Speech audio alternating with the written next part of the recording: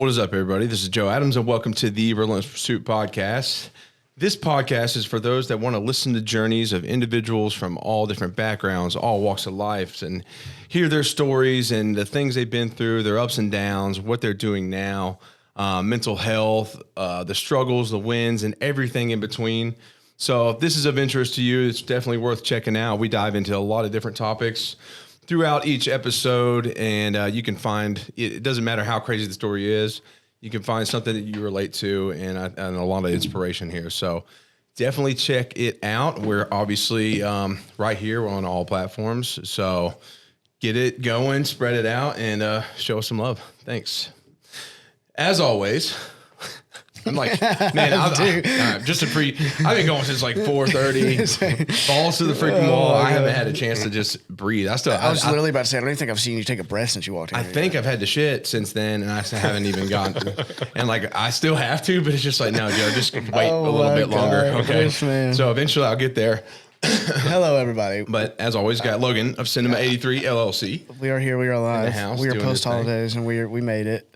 And for the most part, you know, we're trying. We're trying really hard. Yeah, we are. And it is post holidays, so I'm in a fog because of all the absolute crap I ate. Well, there's that, and there's that too. Yeah. And my mom sent me home with all the cookies last night, so I couldn't help myself. I just propped my legs up and just kept eating cookies. I just propped my legs up. Yeah, I ate a good meal yesterday, and then we went to pick my daughter up, and I was just like, oh, plates and containers of cookies. Man. So that was what I ate last night. We got dinner. stuff all over our kitchen right now too. You just walk by it, you just can't help yourself. Ridiculous. But without further ado, we have a very special guest, probably the most important guest to me that we've had so far. But you know, Jaden, you too. She's up there. She hears that, she'll be like, ah. But and you know, of course, my wife, my wonderful wife. You know, everybody on here is important. But that being said, I've known this guest longer than anybody. In fact, he produced me. My father, Mark Adams. Thank you. Glad to be here. Yeah, good to have you, Dad. He produced me. Good to have you. I'm fucking done, dude. Did you know my dad's name is Mark too? Is it? Yeah. The Marks. What's his middle name? Actually, his middle name is Mark. Oh, okay. His first name is William, but he goes by Mark. Okay. He's always gone by Mark. We got Mark Allen over here. Mark Allen Adams. Yeah, so this is my dad. Dad, welcome. Great to be here. I've been wanting to get you on here. It's very important to me. For one, you know, I've always looked up to you. You know, you've given me awesome footsteps to follow. You're a really good man. You're dedicated, devoted to your family, and you just embody. You know, as I grow older, I appreciate you more and more. And so I'm glad to have you here. And you know, fact of the matter is one day, you know, you're not going to be here. And I think it's very important to be able to, you know, reflect on this and check it out one day down the road. You know, not anytime soon, of course, but. You know, it's something that I can hopefully show. Not too soon. No, not anytime soon. But like I said, this is going to be out there forever. You know, right? So I think it's important to note that, you know, Ozzy can watch it one day, and then her future children or whatever could watch it one day and learn about you, and you know, hear some words of wisdom and hear your story a little bit. So that's really cool. So here you are, Dad. Well, I'm sure Jaden's going to be watching this to make sure, just kind of see how she measures up to this, right? Yeah, for sure. She's already asked for another. She wants another recording. I'm like, yo, chill out, dude. She's like, I'm ready. All right. This takes a lot of time. I do want to have her on here again, though. She's grown so much since the time I had her on. She's gotten a lot. She says she's not growing, but she's getting taller. She's growing. She's and she's looking like a lot older. It kind of freaks me out a little bit. So, but anyways, and what's important to know, my dad, for his company. He hosts a podcast that he just kind of booted.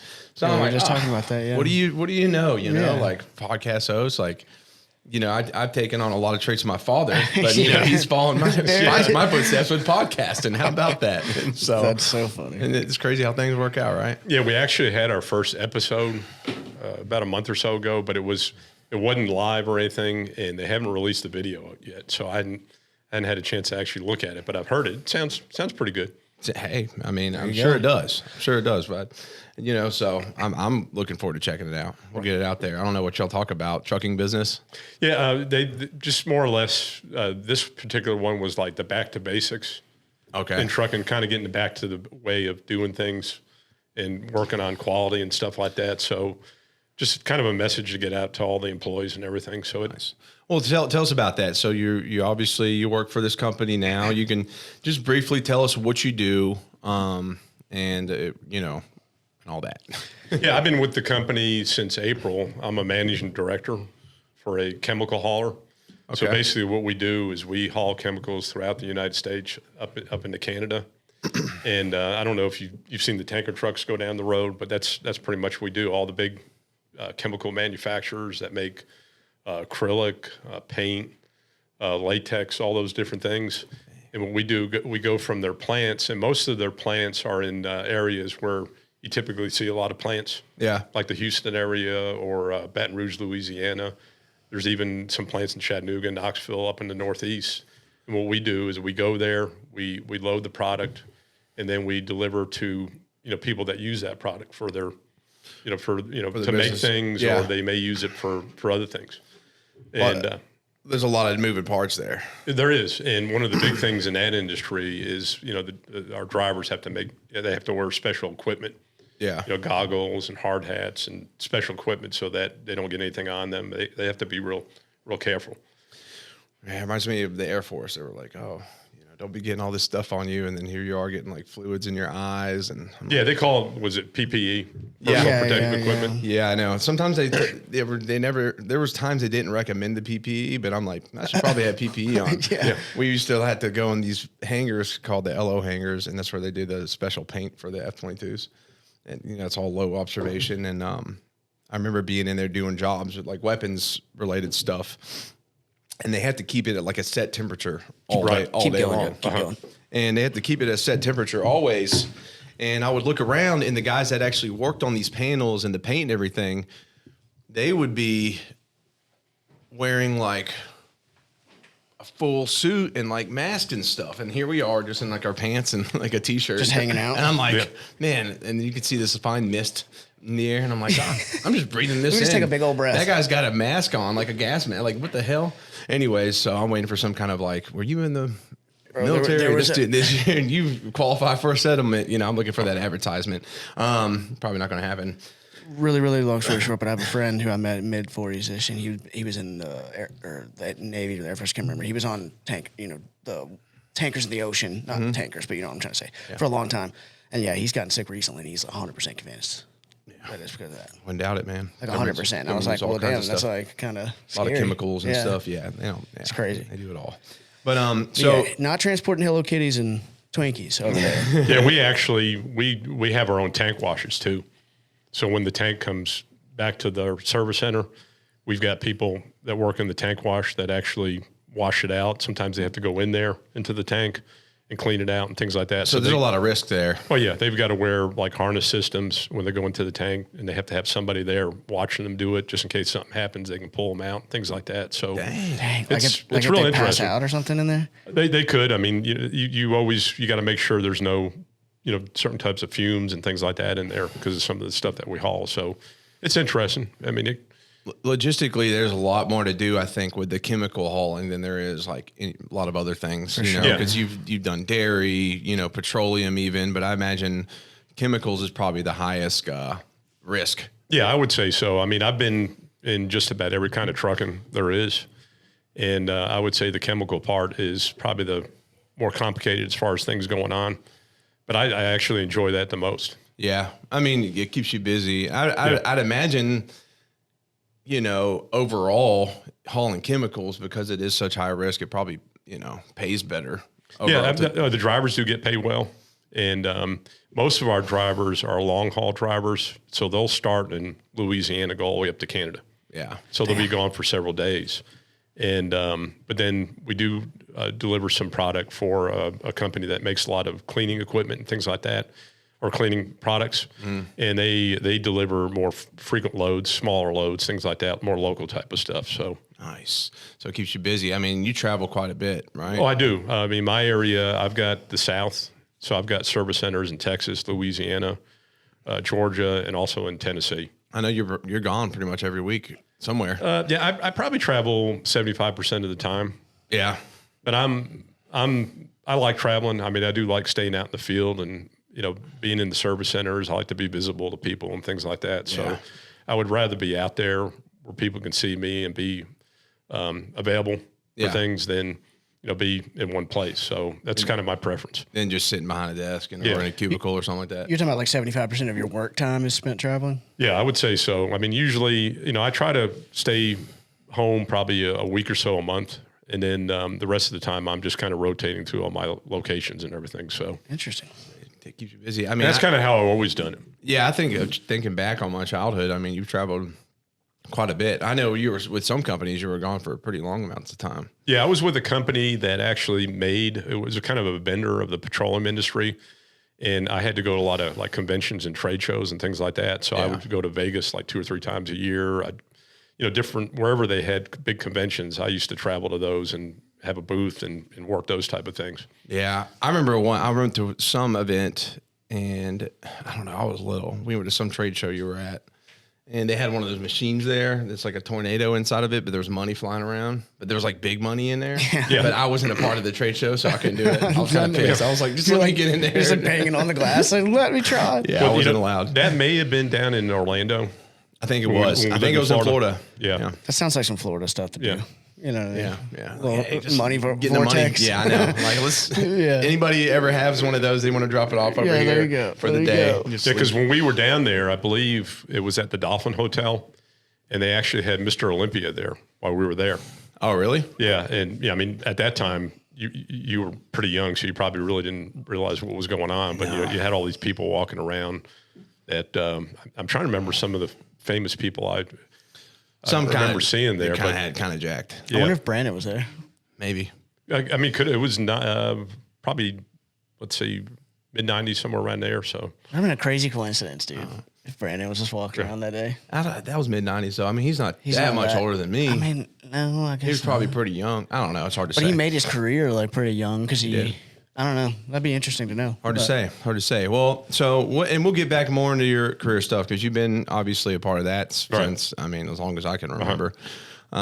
Different businesses and whatnot. Kind of took us all over the place too. I mean, I know in my childhood we went from, I think obviously I was born in Florida. Jessica was born in Florida. And then we went to Georgia, moved around in Georgia, lived in Texas for a little bit, back to Georgia, and then up to North Carolina.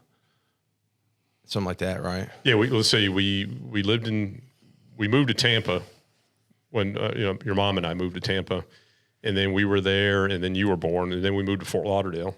Jessica was born there, back to Georgia. Then we moved out to Conroe, Texas. Yeah. Then back to Georgia, up to North Carolina, and then out to Tennessee. Yeah. And that was all. But that's what I was kind of putting together when he was saying that earlier. That movement, because I've heard you tell that obviously before, but that was because of your job, right? Yeah, I mean, that the thought process back then was that you kind of really to move up in a company and to kind of do what you got to do. You just did what the company asked you to do, and if the opportunity came up, you did it. And that's kind of what I did. Now things have changed. It seems you've been able to stay in Middle Tennessee for quite some time and make, decisions like, hey, this is where I want to be. Yeah. I know you've said you want to be like around your grandchildren and stuff like that. And so you would like to stay here. Yeah. I mean, there's been other opportunities over the years, and my preference is to not move anywhere and to stay here. Yeah. Home base here. Yeah. I mean, you're 30 minutes from here, and Jessica's about 5 minutes from where we live. So you can't ask for anything to be, work out. Yeah, exactly. I mean, a lot of people live across the country from their family, but I love living close to like my parents and my sister. It's the best. It's a great place to grow up too. Like people that I know that are from here, I don't really think appreciate it as much. Like everybody that moves here is like, oh my gosh, you don't even know. But like people that are from here are like, oh, I want to leave. And I'm like, you only want to leave because you're from here. Yeah. It's actually a fantastic place to raise a family. It's great. It's growing. It's, Tennessee's great. I mean, when they moved here, that's why I was like, I want to move to Tennessee. Yeah, I would say it's probably the best place. I mean, people ask me what I think of Nashville, and it's probably the best place that we've lived. Yeah. I mean, you're close to the mountains. You can get down to Florida pretty quickly. I'd live in Knoxville. I'd live out Knoxville's that way. Knoxville's just not because you're right at the mountains. Yeah. But I definitely, I don't know. I want some more hills, so we want to move a little bit outward. But Middle Tennessee's really good for that, to be able to go wherever, like beach quickly, mountains quickly, lakes are here. oh, you're able to get everywhere pretty easily from here, from this location too. That's And what- it actually works out pretty good for my job because, Nashville's airport's great. yeah. And you got Southwest that flies pretty much everywhere I go. And it's all nonstop flights. So that works out really good. Hell yeah. That's awesome. Well, Dad, let's take it back a little bit. Okay. You know, let's let the let's let the audience get to know your story a little bit. Okay. Take us back. You know, I'm been raised in the South my whole life. A lot of people don't know that I'm a mixed breed of Southern and Northern. Yeah, that Dixie Yankee combination. The Dixie Yankee there's a combination. lot of people they butt heads with them Yanks, or they say Oh them my God. damn Southerners. But I'm a combo. Technically, Hey, you're a hybrid. I'm a hybrid. I mean, I'm definitely Southerner. I've been raised in the South, like that's what I know. But we got relatives up north that are saying they say water different. They say weird words, and I don't understand it. Yeah. And it's all kind of crazy, and, and I love them. But I'm like, what the hell? Oh my God. But no, it's different. Obviously, a different dynamic. You've lived in obviously since you met Mom, or since you went to college. You've lived in the South. But yeah, you grew up north, Dad. So tell us about your childhood a little bit, moving around, like what your life was like, and things that influenced you and led you to where you're at today. Well, I was born in Somerville, New Jersey, which is northern New Jersey, probably about 30 miles outside of New York City. Okay. Damn. And the way the family kind of all ended up there is my mother's mother is from Germany. Okay. So she immigrated to the United States, I think in the late 30s, 1939, somewhere right around there. And then my dad's mother is from Italy. And she came from Italy probably about the same time. So everybody kind of settled in that area there. And then my dad's father is actually Austrian. Okay. No, his family was already in the United States. And then my mother's father is his family's from England. And I believe they came to the United States in the late 1600s. They all settled around Connecticut. Yeah, I remember looking back at some of our family history documents. I know we had some family that was fought in the Revolution.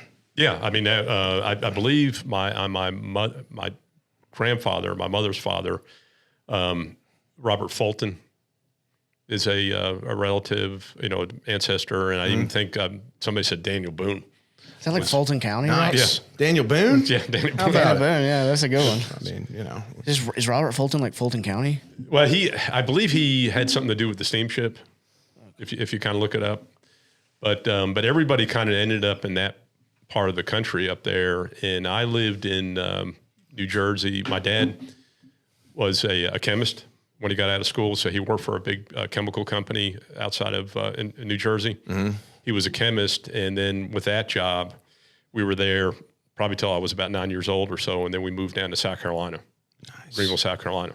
oh, shoot. When they moved towards the end of the 30s, was that because of like the situation in the country at the time? Like, Yeah, I think more opportunities, things like that. I know that my great grandfather, he was very mechanically inclined.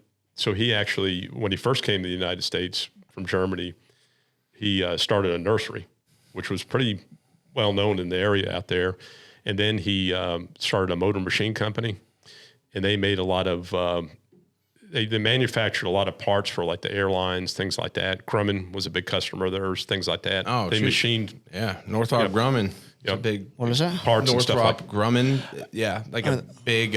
They make like jets and stuff like that. Oh shit. Yeah. So they They're like Lockheed machined- Martin or some shit like Oh, that. yeah, okay. Yeah, pretty much. But they machined a lot of the parts and things like that. So that's how they all kind of ended up in that area. And interesting thing about my dad's father is during Prohibition, he actually went down to Florida and brought liquor for Dutch Schultz. Nice. That's yeah, he's a awesome. bootlegger. He's a bootlegger. Let's Yeah, go. he kind of did that part time, I guess. But he actually was he worked for Mack Trucks for 30 plus years. Crazy. Oh shoot. And then you remember that movie Rudy? Yeah. Yeah, he actually was kind of like that guy at the football stadium. He was when he retired, he worked at the as a maintenance guy at the stadium for Rutgers.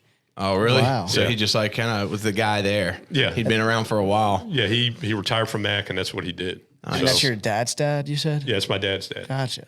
I think it's really interesting too. I just want to throw this out there real quick. That like y'all's like that you have so much lineage that you know that much details about. Like my grandfather's dad was adopted, and I don't know. There's split families and the whole thing. There's not a whole lot of like of that. You got to start doing the research. And and that's the thing is like it has become important to me where I did my 23andMe and like my dad has one and he just hasn't done it, and that's a different conversation. But I'm like, I want you to do it because I want to like this stuff.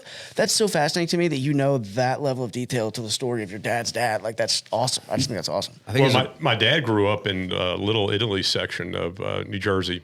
I think it was the Bound Brook area, and his grandmother didn't even speak English. Really? So she pretty much raised him while his parents worked and all that stuff. And, he... Didn't she bartend or something? She went to the bar. They actually lived above a bar.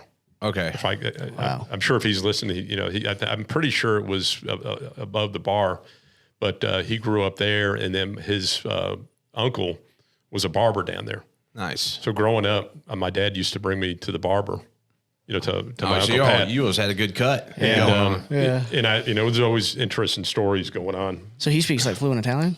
Well, my dad doesn't really speak fluent Italian now, but back then he did. Yeah, he probably doesn't encounter too many people that speak fluent Italian. That's true. No. And he was telling me when he was a kid, though, he'd like sit at the bar, Okay. Yeah, he said, someone would, there'd be like some guy, they'd probably some wise guys. They'd be like, "Oh, anything you need, Yeah, like anything you need." Pat him on the shoulder, like there was always that. That's how it was over there. Yeah, So. I think he said something about getting like a car, or someone gave him a car, or somebody a car. I don't know. Okay, he was telling me some interesting stuff. I'm like, that's just funny. Something you picture out of a movie. Dude, I know you probably don't. I probably haven't seen this. It's like a low level. Do you know who Tommy DeVito is? Do you watch football at all? Oh yeah. Tommy from Giants. The Giants. Okay, Dude, I know Danny DeVito. Dude, I know that's the funny thing about it. But there's a guy right now playing for the New York Giants. He's a quarterback. He's a rookie, but he is the quarterback for the New York Giants, bro. And he goes home to New Jersey and lives with his parents still. And he does like an Italian celebration. It's like a whole thing right now in the NFL. It's insane. Really? Yeah. And his manager's kind of funny. I think Dude, he wears that hat. His manager's the most Italian looking dude you've ever seen in your life, bro. What's crazy is it seems that culture though is very communal. 100%, yeah. I mean, it's a lot of like we talked about the Iraqi culture and stuff like that, and how like they were very communal. And I think the same thing was in Italy, right? Like you usually lived really close to the family and stuff like that. So they always had those kind of communities growing up. So it makes sense. That's really interesting. Really cool. Yeah, that's fascinating to think that's only just one generation above you that he grew up that way. That's pretty crazy. Yeah, I mean everybody lived around there, and then when people went off, my dad and uncles and different people like that went off to school and things like that. That's when everybody kind of relocated and moved to different parts of the country. Yeah, we got people everywhere. Yeah, so like I said, we moved to South Carolina, and we were only there like 2 or 3 years, and moved back to New Jersey. And we're there a few more years, moved back to South Carolina, and then we actually from there moved up to Chicago, which was a little bit different. I can imagine. Yeah, I was about to say, so you spent a bunch of time right outside of New York City and then in Chicago. It's kind of crazy to think about. Then South Carolina, and then Chicago. Yeah, it's crazy to think about. And it was kind of funny when we moved from New Jersey the first time to South Carolina, and then moved from South Carolina back to New Jersey. We lived in this neighborhood, and they used to make fun of me because they thought I was like, they called me Johnny Reb or whatever, things like that. And I'm like, I'm from New Jersey. What's the deal here? Oh, because you live in South Carolina? Yeah. But did you have an accent or something? A little bit. I mean, it wasn't too bad. But which is crazy. You didn't have like a Southern accent, though. No, it'd be like a weird, like, It's funny. I remember we moved from Texas to Georgia. Right before that, we lived in Georgia, and I remember like being bullied playing Foursquare. This girl's like, "Is this how y'all play Foursquare in Texas?" And like threw the ball like way far, like she was cross-eyed. And I'm like, "What do you think of people in Texas? They just got crossed eyes and don't know how to play games." That's so crazy. I'm from here, you assholes. That's what I'm saying too. Is like it's crazy to think that you spent so much time in New York City and Chicago and like these different places, but like we started this off with like how Southern rooted you are. You know what I mean? But you actually grew up freaking New York City. Like, oh yeah, I mean, right out the city there. I mean, 30 minutes is what it took to get over there. That's crazy. Yeah, it is pretty close. I didn't think about that. And we've been up there a little bit. It's been cool to go visit that area. Good pizza and stuff. Although my buddy Tom would argue that Connecticut's way better. I've heard Connecticut. Yeah, you talking Apparently about their Tom pizza's Bellin? Yeah. Tom freaks out about their pizza. I'm Yeah. like, Tom, calm down. He's There's like, like this this- pizza's the fucking best. And I'm like, Tom, chill. Listen, you're from England, man.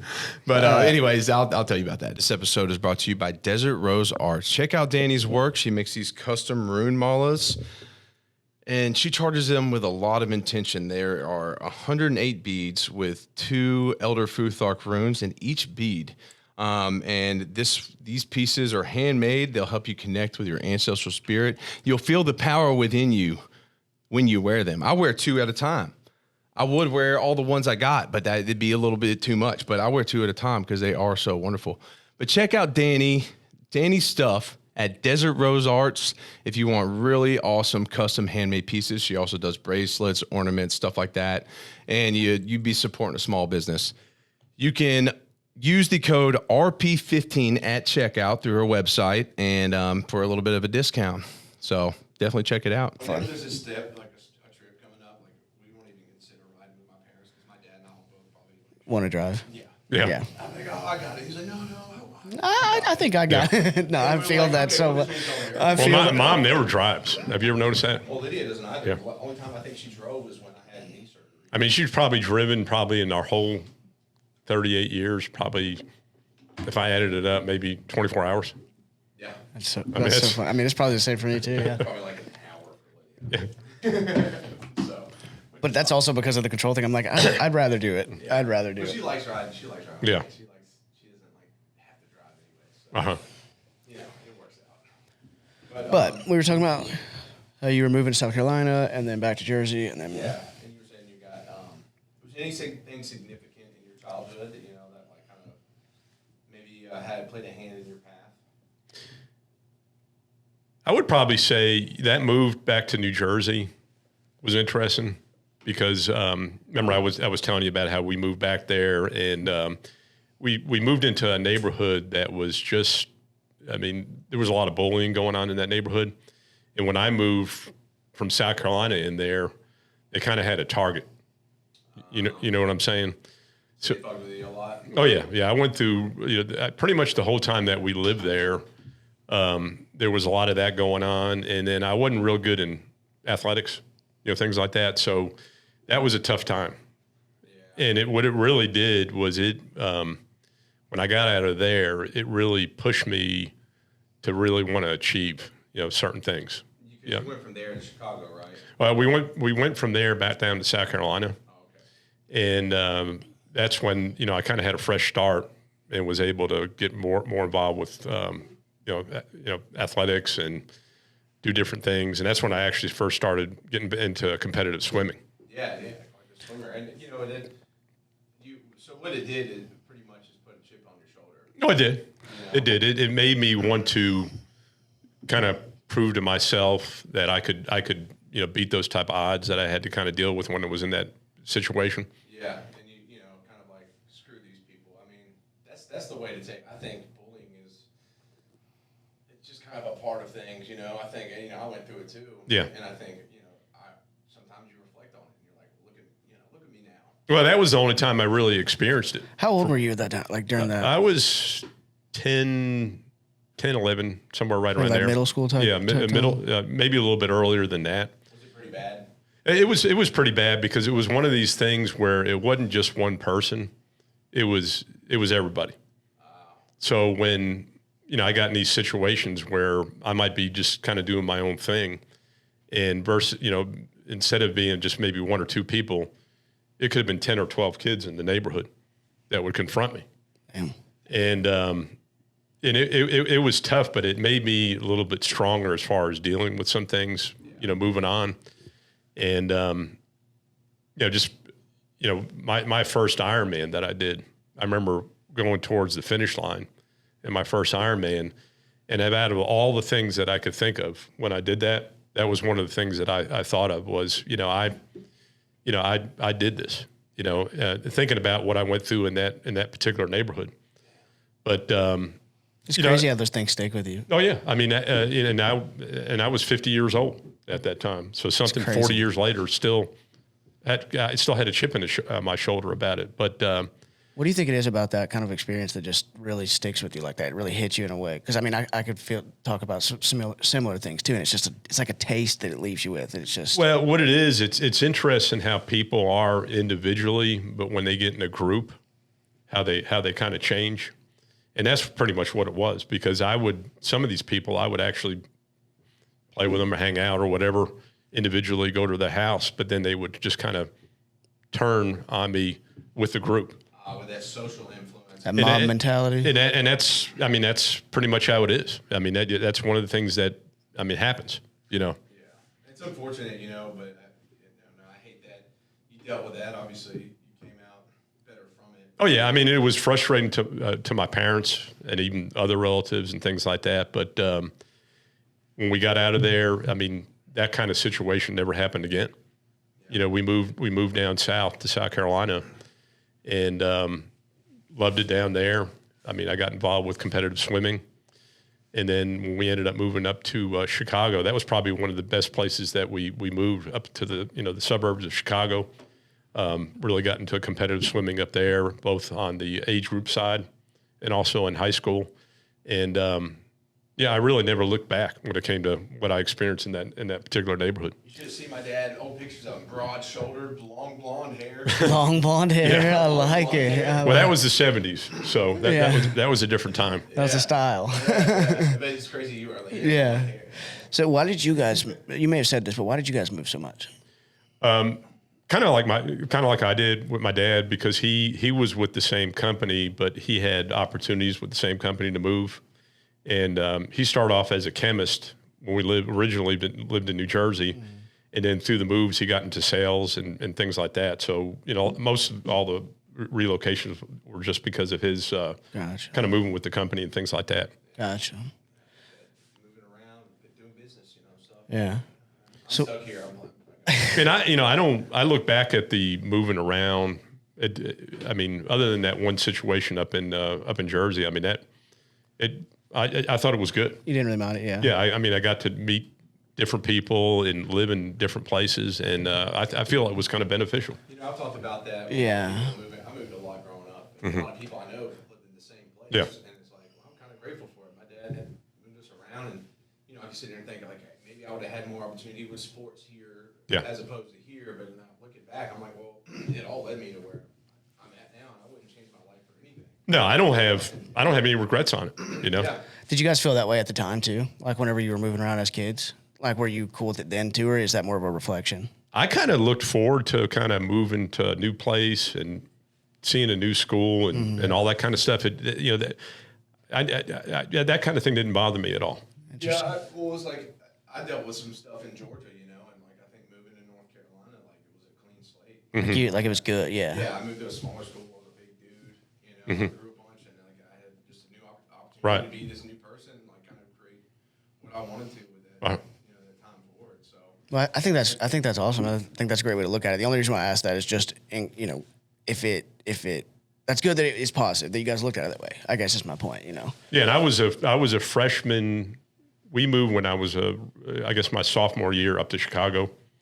So I was in high school there, sophomore, junior, and senior year. Graduated up there, and I liked it up there. It was a good experience. Well, what followed that? I know, but what Well, my dad was a graduate of the Citadel. He graduated in 1961, and then I also had a second cousin, Mark, that graduated in 71.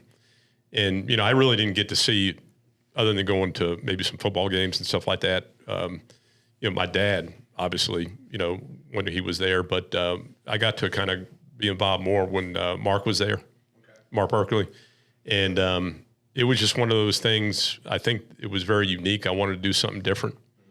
So plus kind of challenge myself. And explain, if you would, for people that don't know, because I know a little bit about it too, and obviously you guys know a lot about it. But explain like the uniqueness of the Citadel when you talk about a school. Because a lot of people I bring up the Citadel. Yeah, they have no clue. They have no clue. Oh, they do. Yeah, a lot of people know the Citadel, but go ahead. Yeah, well, the Citadel was founded in 1842, And so it's been around a long time. And it's unique because when you go there, you can be involved with all the different ROTCs. So you can do Army, Navy, Air Force, Marines, any of those different things. And then when you get there, you pretty much decide what you're going to do. And then I believe it's your sophomore year, you decide whether or not you want to do a contract and actually go into the military. And that was the other thing I was even confused about, because I thought it was like a thing that if you went there, you did serve. No, you don't have to, because it's a state school. Gotcha. Okay, so you basically make a decision on what you're going to do, and then when you sign a contract, that's when you would get a certain amount per month. You have to go to the the camps during the summer and all that stuff, and then when you graduate, you get a commission in whatever branch that you chose to do. When I first got there, ironically, I was Air Force, and then I switched over to Army, and at that time there wasn't a real lot going on. I graduated in 1984, so my MOS would have been armor, tanks, and I just decided that I kind of wasn't real interested in going to the military. I think if it would have been with all this other stuff going on, like Desert Storm and things like that, I would have definitely went in, to serve the country. But I just did, at that time, it was more of kind of like a career versus getting into actually going somewhere and doing something for the country. So like a choice versus a need. So had there been some action, Yeah. Oh yeah, I mean, I look at back at it now, and I think I probably would have done it even without that if just kind of looking back at it, Gotcha. You succeeded there, and like you do all the military stuff there and all that. Yeah, I mean, pretty crazy. I got involved with a lot of things when I was there. I mean, I believe it or not, the school had a swim team, so I swam when I was there. I got involved with I was on the honor committee my senior year, which Dad was talking to me about that last night on the phone. Yeah, the big thing in a military school, especially there, was the honor code. A cadet doesn't lie, cheat, or steal. And I got nominated to be the battalion honor rep. So if anybody had any concerns or something that bothered them or whatever, or something needed to be reported, for that battalion, which was probably about 400 cadets, they would come to me, and then I actually was on the honor court. So if something came up, one of those offenses or whatever, we actually had a real court where we would go through the whole process and determine if somebody was going to be expelled from school or not. It makes a lot of sense. Some of the things that you say now, you know what I mean? Yeah. It's like almost verbatim. I mean, literally the word honor and just all that stuff. And you hear about the things that you did before, and it's like, okay. Well, it speaks a lot on your character too, because I'd say like to have somebody in that position, you got to make sure they're oh my God, yeah. They're not there's not any kind of like they just want to screw people. Yeah. Like they gotta see you that you're an honorable individual, unbiased. That's going to stick to what the code stands Yeah. for and uphold that. Oh, that's huge. Yeah, I mean, and I've seen it, my whole life. I'm like, yeah, it's huge. Well, I mean, the things that would come up would be plagiarism or cheating on a test and stuff so even like that. Academic stuff like that. Yeah, mostly academic, but there was some simple, not really simple, but there was some stealing that might come up and things like that we got involved with. But it's one of those things when you first get there, they tell you what it is, and it's one of those things that you got to live by it. Else, what's going to happen if you don't do that. Yeah. And then like I said, I was involved with competitive swimming, intramural sports, and then my senior year I was actually the company XO. So I worked with the company commander, and then I held different ranks throughout my career there. So you almost went summer all guard too, didn't you? Well, it was actually the junior sword drill. Okay. And unfortunately, I kind of let my grades slip a little bit. Partying too hard. A little bit. My priorities weren't really where they needed to be, and I kind of made the decision not to do that because it took a lot. I mean, as far as if you didn't have your academics where they needed to be. What are we talking about? It's a kind of like a drill team. Okay. The sword drill. So they do they do drill. They march. They do all like the faces and whatnot. And I don't know. You could probably explain a little better, but they have like swords and Yeah, the big thing is when you get your ring, they do a performance at the ring ceremony and things like that. But it's very precision drill, all that kind of stuff, and the whole process. Your junior, I think it's between your sophomore and junior year, you go through what you call roaching, and that's basically just a lot of interesting stuff going on that you have to deal with, and then when you come back, that's when you actually go through the whole process of becoming being on the junior sword drill and everything. But my roommate Steve Valant at that time, he went through the whole thing. He kind of finished it out and everything, and our particular company, Tango Company, had a sword that had been in the tradition for years. It was called the butter knife, and he actually got that and was able to get in there and all that stuff. So that's awesome. Pretty cool. And you're still really close with him. Yeah. Right, him and good old Mark Armstrong. Yeah, that's one thing about the Citadel is because you kind of go through all that. There's a pretty big bond, and probably one of my best friends is Mark Armstrong. We've kept in touch he was my best man, and Joe's godfather and all that stuff. So I mean that's a unique experience where you just kind of keep those bonds. It's not like going to any other school, you're kind of like you're doing all kinds of military stuff. I mean, I'm sure you told me some crazy stories. I don't know if you want to talk about them. There was some wild stuff that happened. Well, yeah, I mean, I think that's interesting for people to hear. Yeah. When I was there and even before that, I mean, there was really no limit on how many push-ups you needed to, you had somebody do or, things like that. But it's changed a lot since then. It's kind of with the times. And it's all a that stuff. little less. The military got the same way too. Yeah. I mean, it's just unfortunate that they were able to push y'all like probably get away with things. They probably did. Can't nowadays. They probably did more to them then than they do in the regular military now. And the thing about it is I really, I didn't really have a problem with any of that stuff. I mean, I kind of like, enjoyed the challenge of it. I kind of like being, somebody just seeing what I could do and just show them that, you're not going to break me, things like that. So this can bridge into the next part of your story, but I'm just listening to all the stuff that you're talking about. Like, it sounds like you were just absolutely killing it when it came to all of the stuff at the Citadel that was like you kind of already said this, but it seems like you were almost like ready to hit the ground running to join the military. Like you were achieving all these different ranks and those kind of things. Again, you kind of already answered this, but like, where did you go from there? I guess you decided not to do the military. And you kind of touched on that, but it just seems like it wasn't like you just barely made it through the Citadel and then you were like, oh, I'm definitely not. Like you were excelling at that. It's one of those things where I kind of had my heart set on something else. As Joe knows, I've always loved music, all kinds of music. We listen to the same kind of music. Gotcha. Okay. And I wanted to I did know that now that I think about it because I thought that was so funny when you first told me that. I kind of wanted to get into music entertainment management. I didn't want to really play an instrument or anything like that, but I wanted to get into music and entertainment management. So I had looked into a school in Atlanta called the Music Business Institute. And about probably the end of my junior year. And I wanted to try that out. So I moved to Atlanta, and it was kind of an associate's degree. But I took music entertainment. I took recording, copyright law, concert promotion, all the pretty much basics to get in that side of the business. I had a internship at a record company in Atlanta. Did all that. And, what I really didn't realize was how hard it was to get into the music industry. Unless you know somebody. And I had a few connections, but not the kind of connections I needed to really get into it. And in retrospect, if I probably would have pushed a little bit harder, maybe tried a little bit harder, I may have been able to get into it.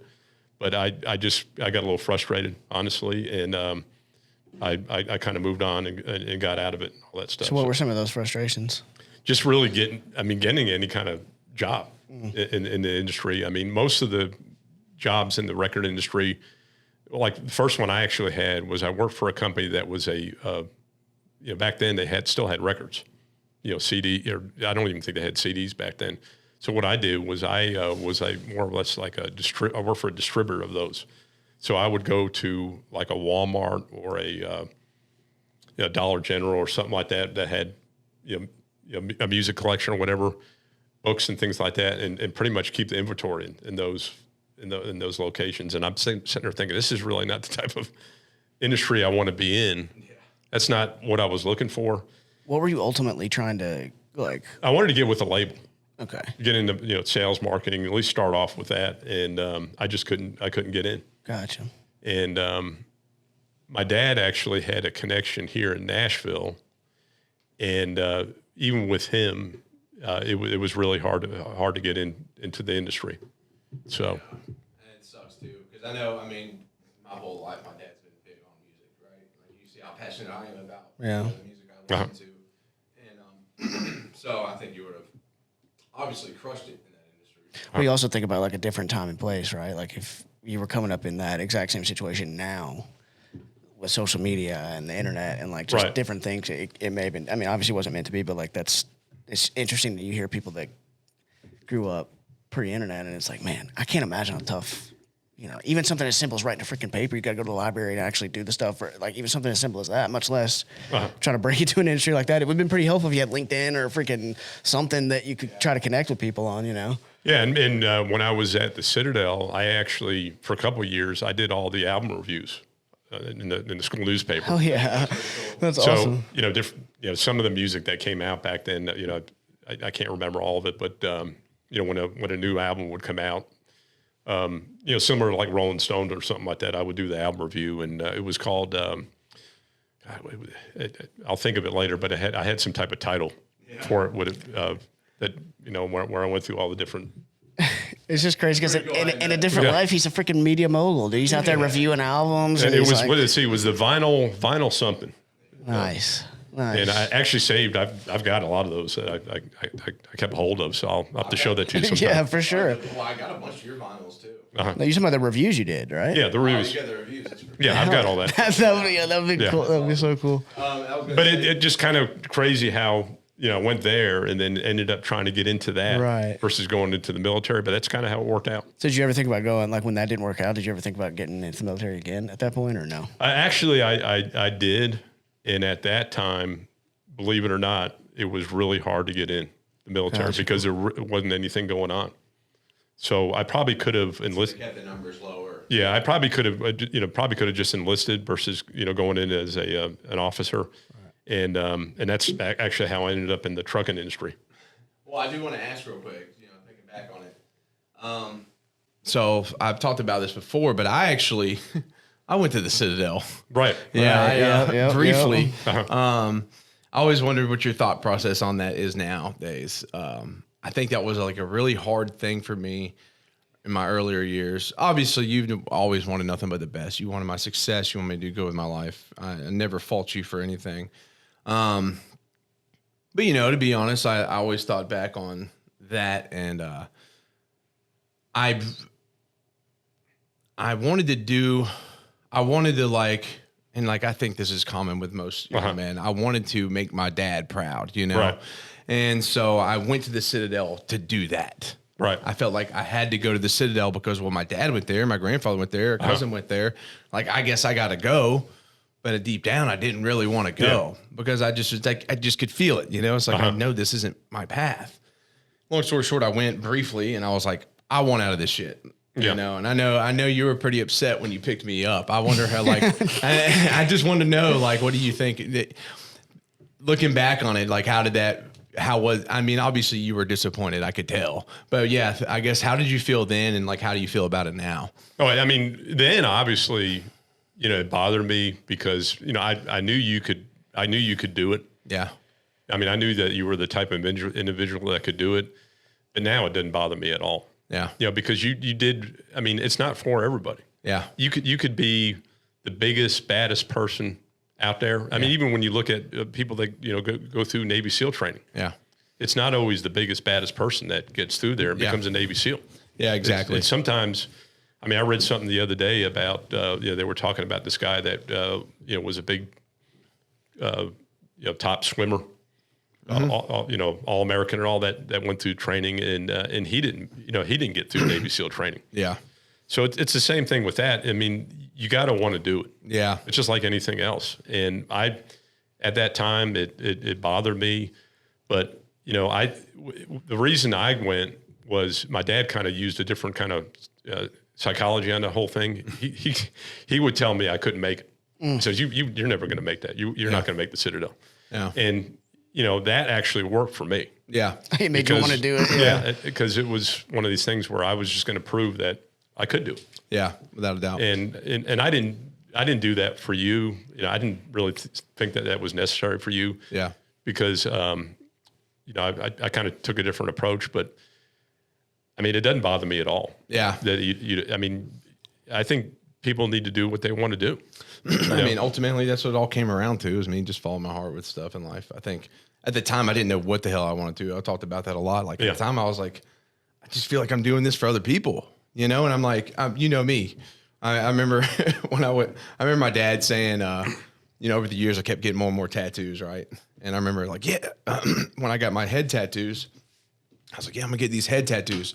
And he's like, well, Joe, he was like, you know what?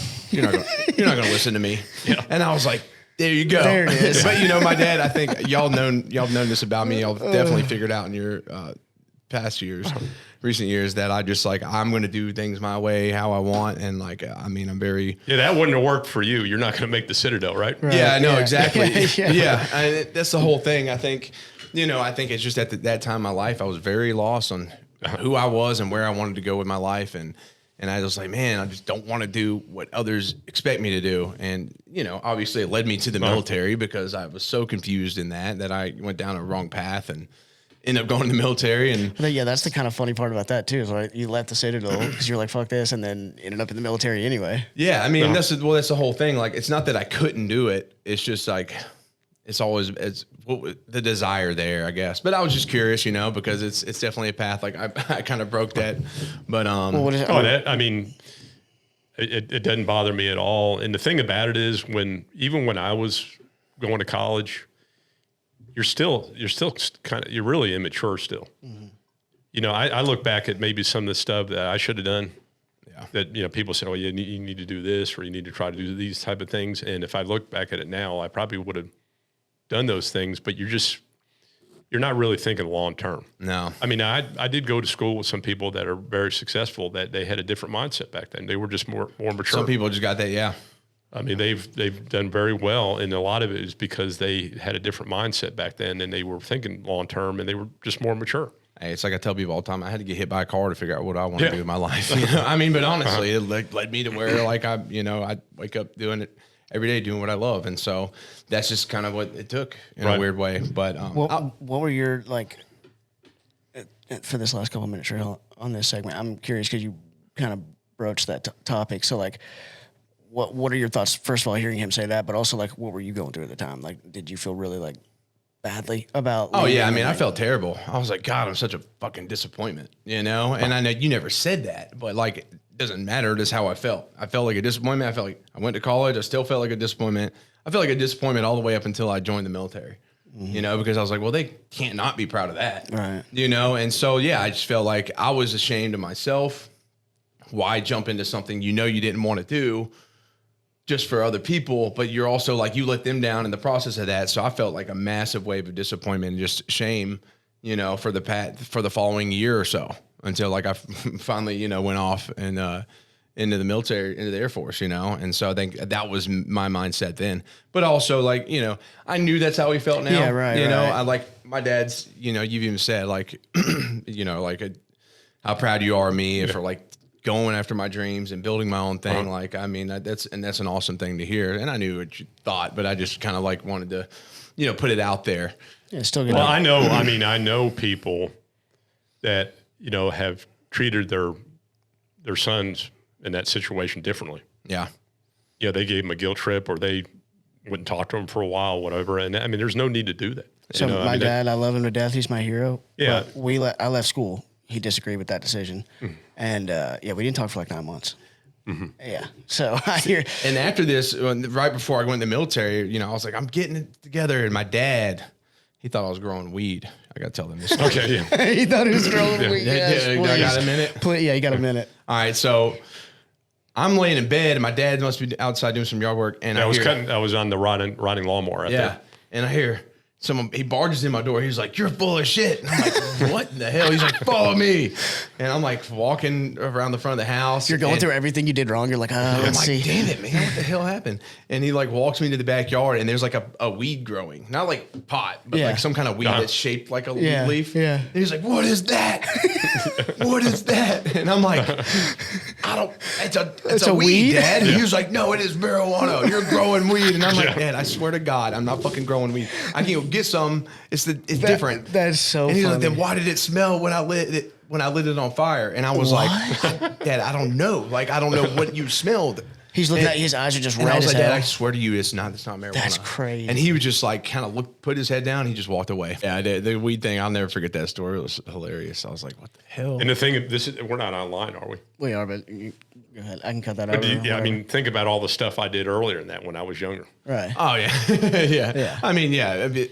You know, you just wanted the best for me, and you knew I was kind of going in a bad place. So I mean, it was easy right to time. recognize. It was So right time, I right totally place. get it. I totally get it. But it's still so funny because it just wasn't weed. Yeah, that's hilarious. Oh man. But anyways, long story short, I did join. But now I want to go back to your story, Dad. You were talking about pursuing the music stuff. That didn't really work out. I think around this time you met this woman I know. Yeah, actually, I met her. This woman I know. I met her through a friend of hers that was going to that school Oh, okay. in Atlanta. Yeah. So that's how I met your mom. And Shout out to my So beautiful mother. it worked out just how it was supposed to. yes, and let's see, she was, I think, 19 at the time. Okay. It was 1985. Okay. Good year. So that's, a long time ago, going to be about 39 years that I met your mom. Nice. So you met her through the friend, and then what? We started dating, and then in 1986 is when we got married. Yeah. So actually, at the Citadel is where we got married. Yeah, that's good photos, beautiful photos. Yeah, y'all got married. And what was that beginning journey like? I mean, It was great. Didn't you try to go because I think you had another career option that was there, but then I happened to be coming to the world or something like that, right? Well, I got into the trucking industry. Generally just got into the trucking industry, and that's when we moved down to Florida. I thought you were taking tests for like FBI or something. Well, yeah. Okay. We actually moved. We moved from Florida, Tampa to Fort Lauderdale, and I saw this ad for FBI agents in the Miami newspaper, and at that time, they were accepting. When I was in school, really the only way you can get in was you had to either have a law degree, computer science, or accounting, because they wanted people that were working on more white collar crime and things like that. And Follow the money. Yeah, they changed it to liberal arts degree. Wow. Interesting. So I think they were needing more agents at the time, and that was just trying to remember off the top of my head, probably right around 1991, 92, somewhere around there. So we lived in Fort Lauderdale, and at that time I saw the ad, and I applied, went through the whole process, took the test, did really well on the test and everything. And then about the time that they were doing the background checks and all that stuff, I started doing that whole thing. And they were basically saying that if you couldn't live there if you got accepted. Most of the people they were going to be moving up to New York City, New York State, New York City. So you couldn't live in Atlanta, right? Is that? No, you pretty much had to live. We lived there in an FBI headquarters in Atlanta? We lived in Fort Lauderdale at the time, and this was the Miami office. Okay. But we kind of looked at the money and moving up north. It wasn't a big change, and I just dropped out. I made the decision not to do it. I'm glad you did that. I'm so glad I wasn't raised in New York City. No offense to anybody up there, but good God. That's so funny. But that actually was sacrifice. That actually was white collar crime, was what they wanted, the agents to get into. And like Madoff could have been you. You could have Enron. Exactly. You could have grabbed Enron. Yeah, and then you could have crossed over to the other sector and been like John Wick. Yeah, but it was one of those things. Precisely. That's a pretty natural 1, 2, 3. That's what I would have gone for.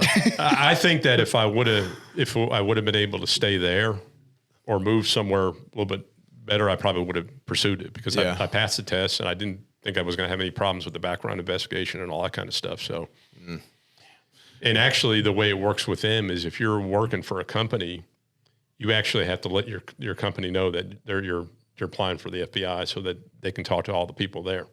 So Interesting. that gets a little tricky too. Yeah, because they're they're like, like, oh, you're trying to be a Fed now. But that was a long time ago. yeah. That's still a crazy story to tell. Pretty wild, yeah. And you know, I want to know, like, what was it about Mom that just reeled you in? Well, number one, the way she looks. I'll be honest with you. She's a beautiful woman. That for sure. But something about her personality. Yeah. Yeah. I mean, she's a lot like me. I mean, she's driven to succeed at things, and we're different. But on the same token, we're pretty the same when it comes to certain things. Yeah, no, without a doubt. Y'all's dynamic, I love it. Do you think you kind of balance each other out in the ways that you are different? Yeah, I would say we do. I mean, we're different. I mean, she's more sociable than I am. More outgoing, things like that. I mean, I can be that way as well. I need to be that way a lot of times with my, I've been in sales a lot of my career and things like that. But she's naturally like that pretty much 100% of the time. And that's a good compliment, to be with somebody like that. And I think probably the biggest thing is just how she is with the kids, with the grandchildren, you and Jessica. I mean, she's a great mother, great grandmother, and has always been supportive of me.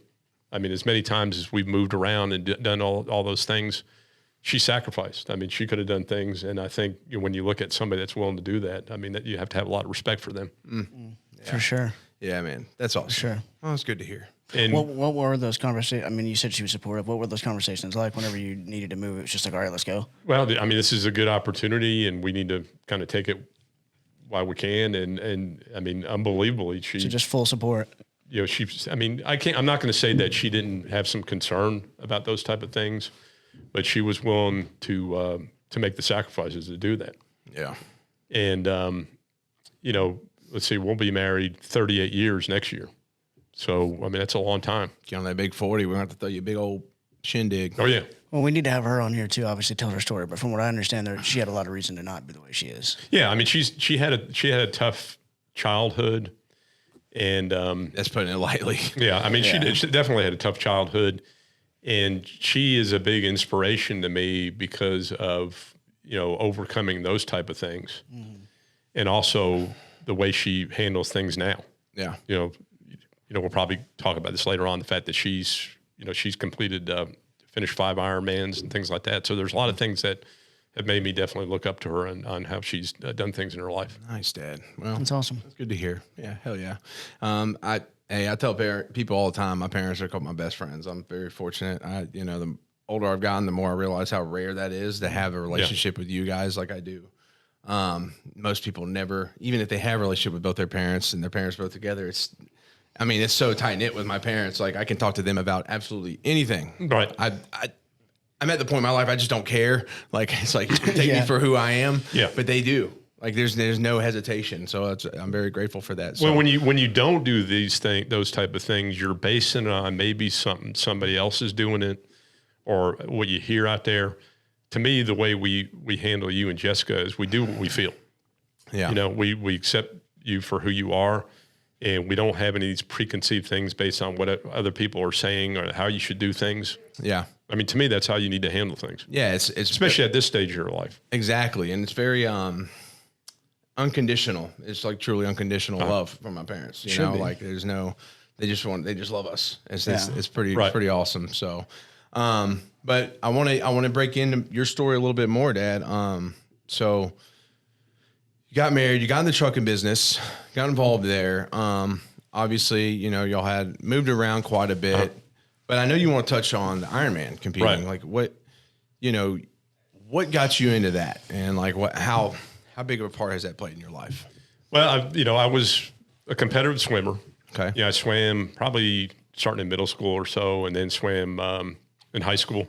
What did that guy say last week? He said swimmers turned into triathletes turned into Ironman. Yeah, something like that. Yeah. That's true. I mean, there is a lot of competitive swimmers, but there's a lot of runners and bike and people that the bikers as well. I would say probably more so on the running side. Okay, they get into it. Yeah, that based on people that I know. But when we first moved to Florida, I started getting into like the sprint.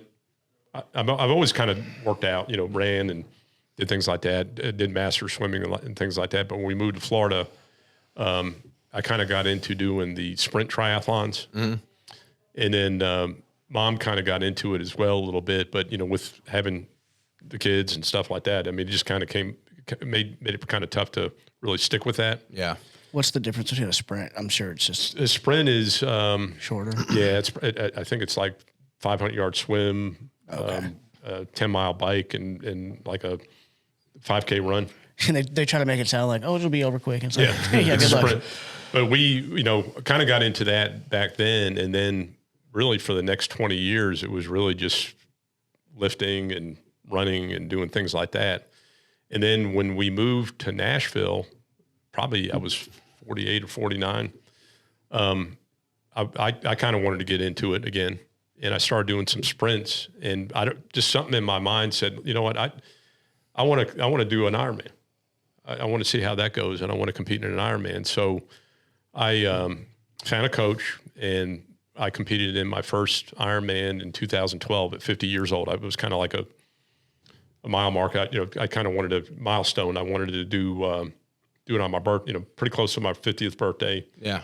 In August, and did one close by up in Louisville in 2012. Unfortunately, it was almost 100 degrees. Oh my gosh. when we did it, and it was pretty brutal. But that was my first one, and I pretty much got the bug. Fell in love with it at that point. And that's when Jan started getting into it as well.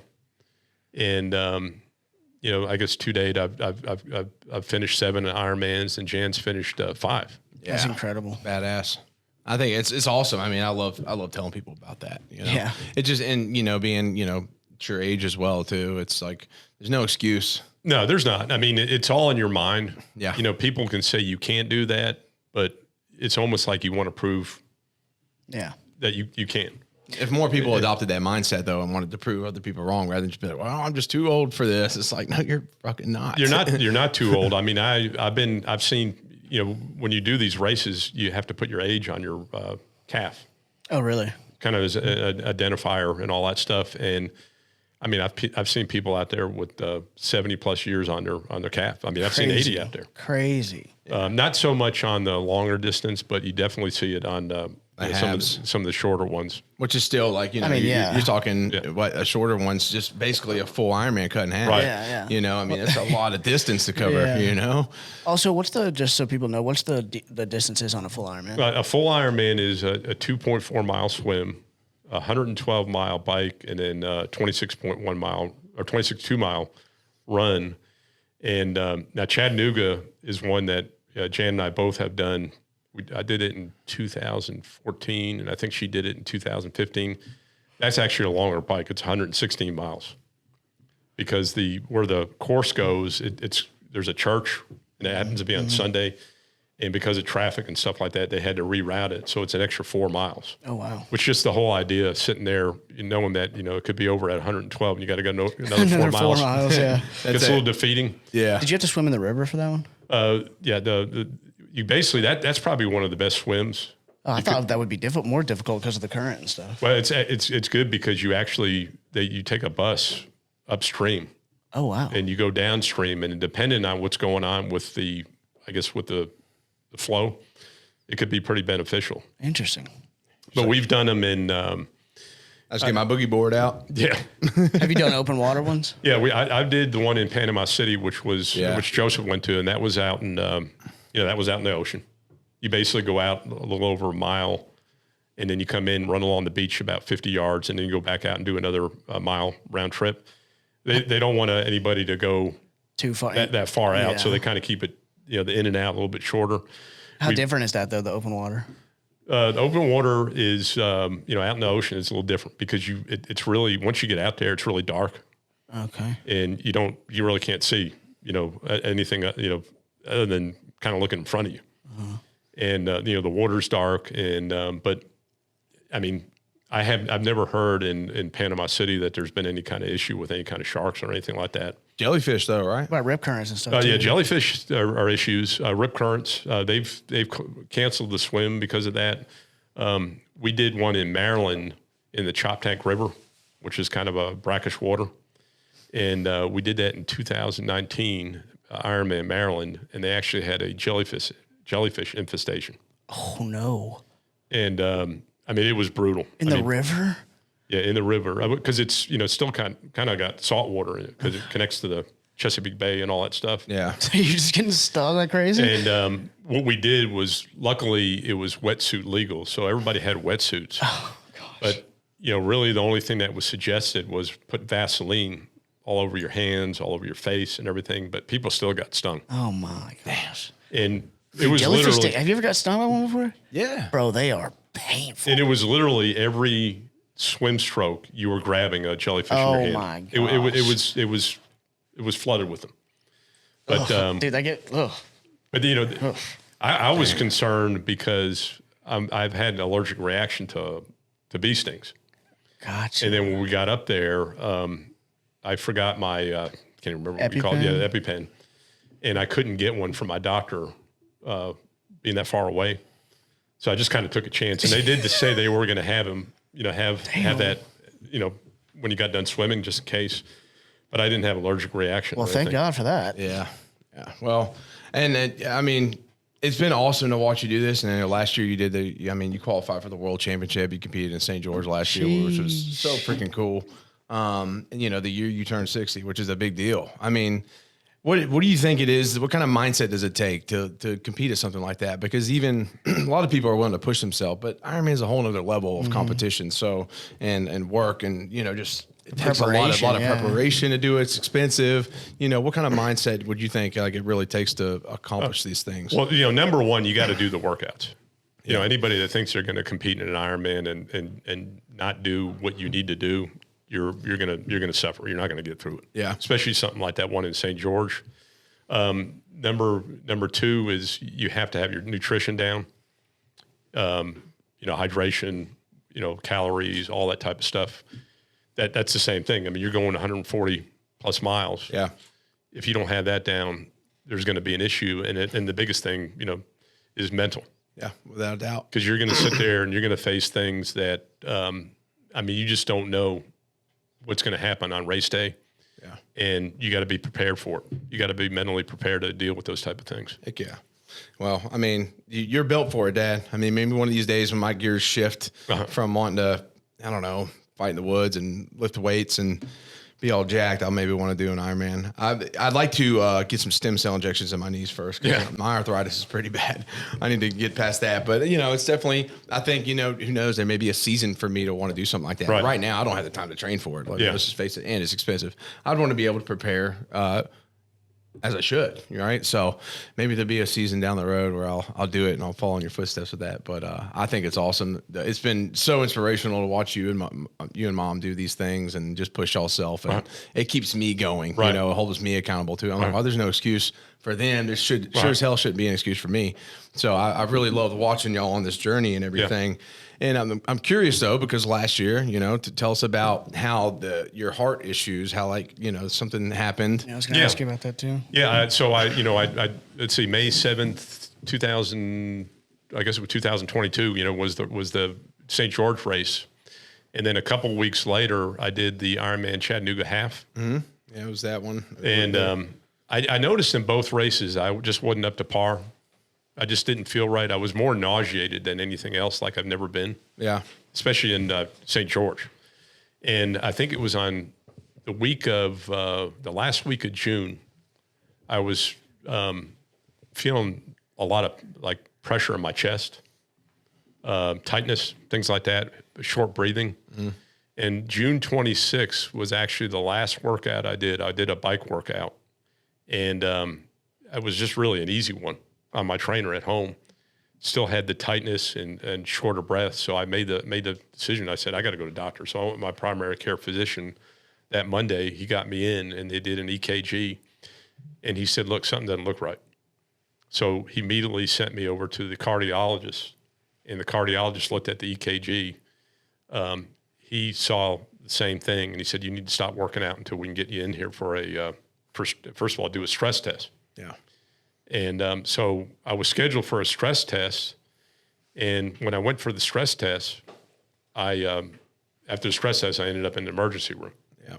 I had I just, something wasn't right, ended up in the emergency room. And that's when they found out that, doing the angioplasty, that I had a 95% blockage in my widowmaker. Yeah.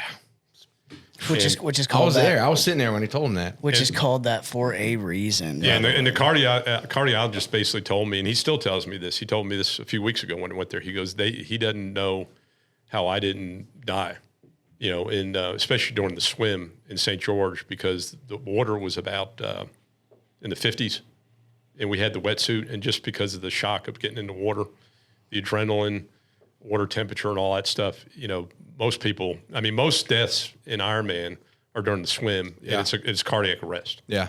With people my age. Of course. Keep it in context, he did the race. He did the race like this. That's wild. And what he told me was I had developed collateral arteries, from all my endurance training, which pretty much kept me going. Like you developed new arteries, basically? Yeah, more or less. And I need to read up on that a little bit more, but I kind of developed the other arteries took the place of the blood not going through my. That's crazy. Going That's through wild. That's crazy, dude. Like your heart just created it like its own little support system. Yeah. So that's pretty much what happened. That's what kept you from. It's awesome, Dad. I mean, it's not awesome, but it's awesome that you're able to still accomplish what you have regarding given the fact that that was an issue, And I'm so glad nothing happened. I'm so glad you got it checked out. You got a better sensor on stuff like that than I do. Yeah, so I'm trying to be a little bit better about it because, obviously if it's an issue for you, it could likely be an issue for me, and I already got a graft, so. Well, I found a cardiologist out in Texas, who's a well-known sports cardiologist, and met with him earlier this year, and he basically told me that I'm good to go to do a half and a full for however long I want to do them. And I'm going for some more testing in January, full-blown testing, just to make absolute sure. That you can get back in it. Yeah, echocardiogram before and after the testing.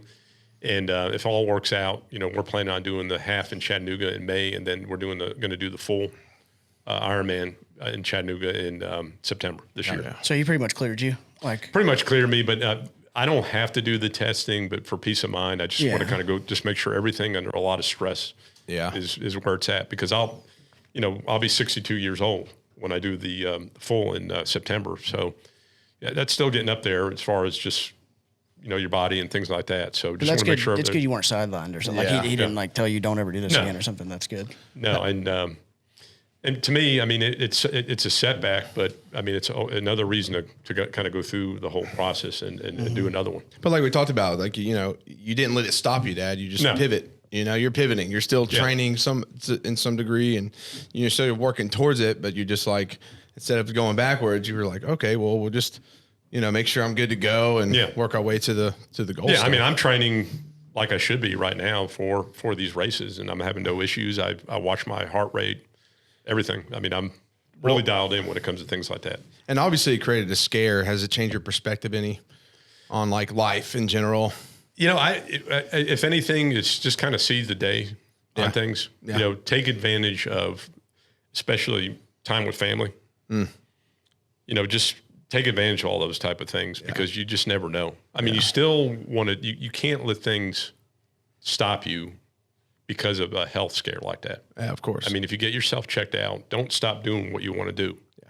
I love doing those races, and if I can continue to do them, I want to do them. But if it's going to risk my health and not seeing everybody, I'm not going to do them, and that's why I got myself checked out. Yeah, I love that. You got to take advantage of your time with your family and your wife and everything to keep it going. Because that's where the most value is in life. Exactly. That's the most important stuff. Mm-hmm.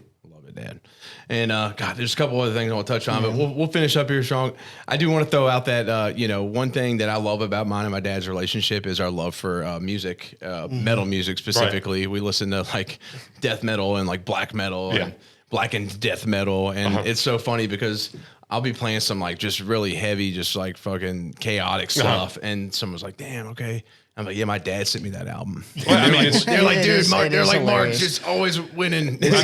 Why should you? I stopped listening to that music because I'm a certain age. Right. Yeah. No, just because I turned 62 or whatever, am I going to stop listening because people that age don't listen to it? I still like it. I had a guy tell me one time at MTSU, he was like, oh, it's a phase. You're just young and angry. And I'm like, my dad's pretty calm guy, and he's pushing his 60s, and we listen to the same music. So I think you're wrong, buddy. I don't see that ever stopping. No, that's awesome. I mean, it will never stop for me. I think it's it's really cool because it's one of my favorite dynamics of our relationship. Because like we'll just sit there and like we'll have dinner at their house, and my dad will be over there.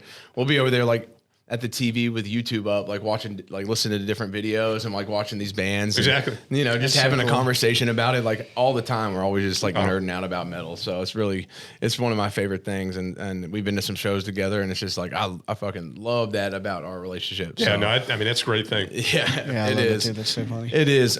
Two more things. So one, how much time do you think we got? 4 minutes. 4 minutes? Oh, God.